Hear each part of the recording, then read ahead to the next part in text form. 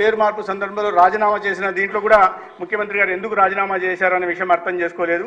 నేను పేర్లు తీసుకోదలుచుకోలేదు కానీ అధ్యక్ష, ఎన్టీ రామారావు గారి కుటుంబ సభ్యులుగా చెప్తున్న వాళ్ళు ఈ యూనివర్సిటీకి ఎన్టీ రామారావు గారి పేరు సముచితం ఉన్నప్పుడు ఆ పేరు తొలగించినప్పుడు ఇంకా ఆ మోచేతి నీళ్లు తాగుతూ అదే పార్టీలో ఉంటూ ఉన్నారు అధ్యక్ష. అంటే ఎన్టీఆర్ గారి మీద కుటుంబ సభ్యులకి ఏమాత్రం గౌరవం ఉందో మనం అర్థం చేసుకోవాల్సిన పరిస్థితి ఉంది. నేను పేరు తెచ్చుకొని ఈనాడు కూడా అదే పార్టీలో వైఎస్ఆర్సీపీ పార్టీలోనే ఉంటున్నారు అధ్యక్ష. వారి పేరు నేను చెప్పదగ్గర కానీ సమాజం మాత్రం దీన్ని గుర్తించాలి. అటువంటి మహనీయుని గురించి ఆ మహనీయుని పేరు చెప్పుకొని పబ్బం గడుపుకుంటున్న వ్యక్తులు పేరు మార్పు సందర్భంగా కనీస నిరసన తెలుపకపోవడం అనేది ఎన్టీ రామారావు గారి అవమానంగా నేను భావిస్తాను అధ్యక్ష. అందుకే ఇటువంటి ఈ తప్పును సరిచేయాల్సిన అవసరం ఉంది. విద్యార్థుల ఇబ్బందులు కూడా తొలగించాల్సి ఉంది. తెలుగువారి ఆత్మ గౌరవాన్ని కూడా నిలబెట్టాల్సిన ఉంది.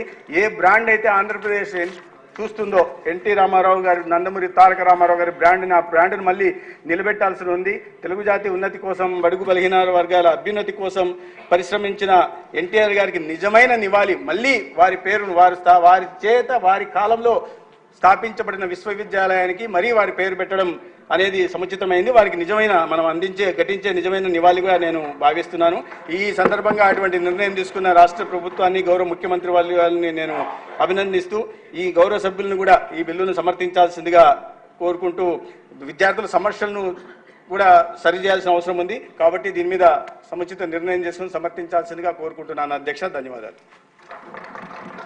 ఇప్పుడు విషయం ఏమిటంటే డాక్టర్ వైఎస్ఆర్ ఆరోగ్య విశ్వవిద్యాలయం సవరణ బిల్లు 2024ను పరిగణలోకి తీసుకోవడం.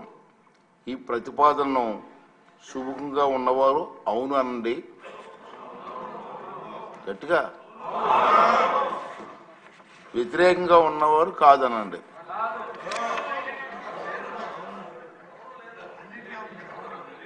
అవునన్నారు అందరూ అవునన్నారు, కాదన్నవారు లేరు.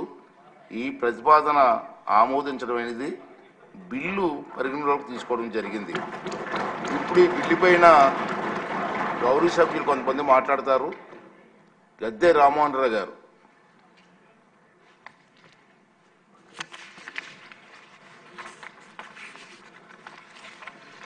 Thank you sir.